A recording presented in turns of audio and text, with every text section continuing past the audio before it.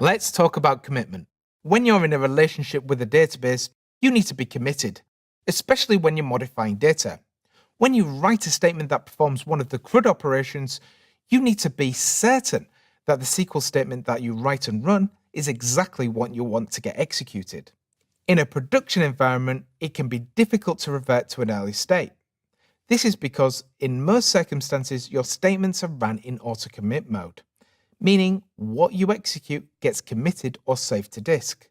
Most databases have auto-commit switched on by default. The operations we've been doing in this course are auto-commit, meaning the results of our statements get saved to disk.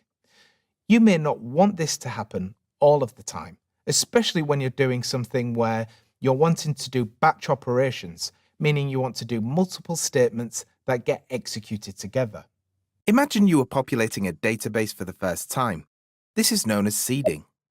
Running multiple statements are normally prepared in a SQL file. This is also known as a script file. Let's say I were entering 6 statements all in one go to populate a table. Imagine after the third statement my computer crashes or is unplugged by accident. The database would have changes from my first 3 statements, but the last 3 wouldn't be in there.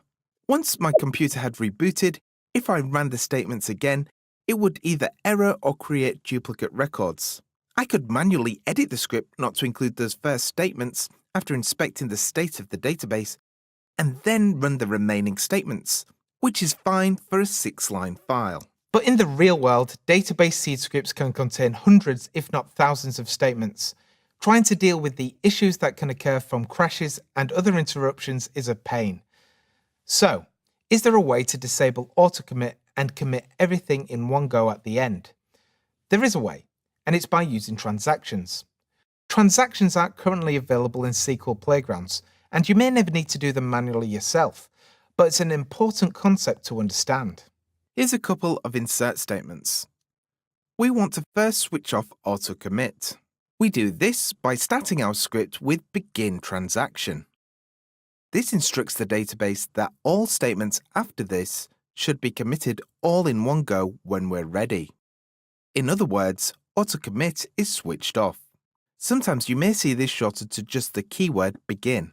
Then we have our statements, and then when we're absolutely certain that the results of these statements should be saved, we write commit. Once the commit statement has been issued, it can't be undone, unless you write the appropriate delete or update statements to undo it yourself.